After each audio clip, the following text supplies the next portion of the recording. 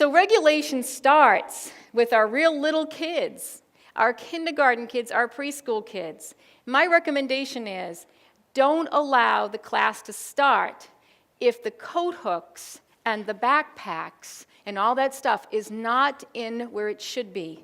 If the coats are not on their hooks, the backpacks are all unzipped and things are falling out of them, if lunch boxes or whatever and there's papers all over the floor, guess what? We go right back out and we fix that problem. We don't go to circle. And teachers say to me, but I'm going to lose time in math. So you're going to take a bunch of kids who just fell out of a bus, who didn't sleep last night, all right, who have 2 different shoes on, all right, and they're like, well, and they're walking into school and they're all over the place and they take off their gear and it falls here and then they go and then sit down and you're going to teach math? And then you're going to wonder why they're crawling on the floor, making noises, not doing what they're supposed to do.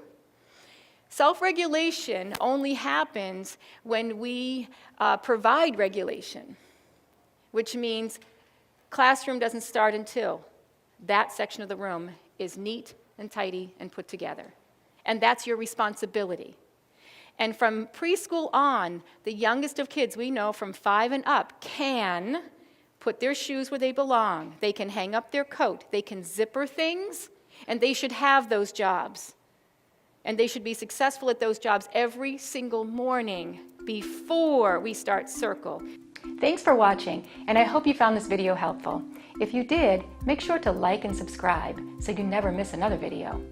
I speak and consult on school behavior, and I love to help districts solve some of these problems. See you next time.